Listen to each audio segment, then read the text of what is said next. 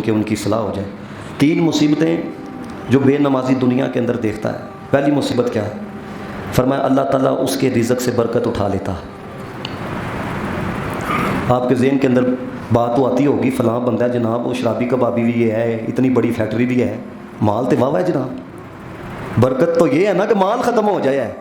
یاد رکھنا مال کا ہونا کمال نہیں، مال ہوئے تو نصیب چ بھی ہوئے، اے کمال ہوندا ہے۔ دیکھو نا مال ہے وے تو نصیب چ نہیں، تو مجھے بتاؤ اس سے بڑی بد نصیبی کیا ہے کہ بندہ ساری زندگی کماتا رہے، کروڑوں اربوں روپیہ اکٹھا کر لے اور کھانا ہی نصیب نہ ہو، لگانا نصیب نہ ہو، اس سے بڑی بد نصیبی کیا ہو سکتی ہے؟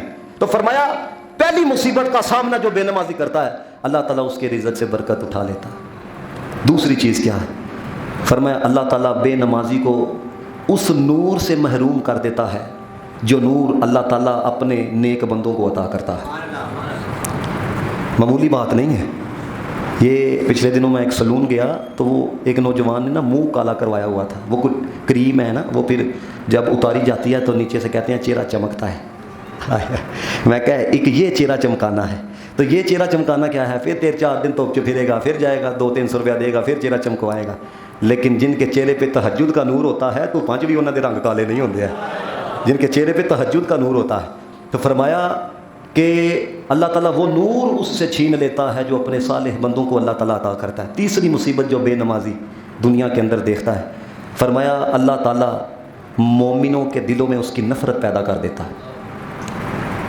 یہ بندہ کہتا ہے نا یار اے بھی مینوں چنگا نہیں سمجھتا، اے بھی مینوں چنگا نہیں سمجھتا، یہ بھی مجھے اچھا نہیں سمجھتا، تو آپ خود سمجھو کہ کیا تم نماز کی ادائیگی کرتے ہو؟ یہ لکھا ہے۔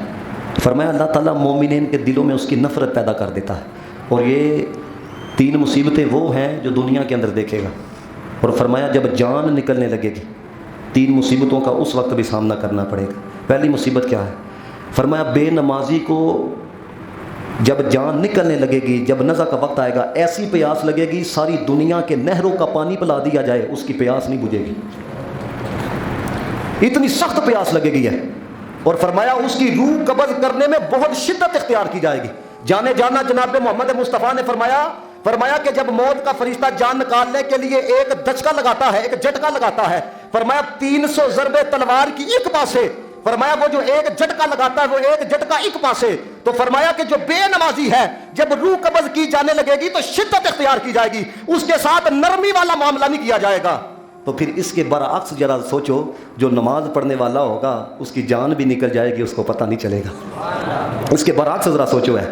اور پھر تیسری مصیبت جو بے نمازی جان کے نکلنے وقت فیس کرے گا، یہ لکھا ہے علماء نے، فرمایا اندیشہ ہے کہ اس کا دولت ایمان لٹ جائے، اندیشہ ہے۔ اور یہ تو جان نکلنے کے وقت 3 مصیبتیں۔ قبر کے اندر کیا ہوگا؟ کاش کہ تیرے دل میں اتر جائے میری بات۔ ہم تو بھائی اعلان ہی کر سکتے ہیں، کسی کو کان سے پکڑ کے مسجد میں نہ لا، یہ ہمارا کام نہیں۔ کسی کو ڈنڈے مار کے مسجد کے اندر لانا ہمارا کام نہیں ہے۔ کیوں؟ اس لیے کہ جس سے دل لگ جاتا ہے، کہنا نہیں پہنتا اس سے ملاقات کرنی ہے، نہیں۔ بندہ کہتا ہے کہ ذرا اداس ہو گیا تھا، آپ سے ملاقات کرنے کے لیے آ گیا ہوں، تو جب اس سے پیار ہو جاتا ہے بندہ فجر ویلے بھی نظر آتا ہے، ظہر ویلے بھی نظر آتا ہے، مغرب ویلے بھی نظر آتا ہے، عشاء ویلے بھی نظر آتا ہے، جب اس سے پیار ہو جاتا ہے۔ تو فرمایا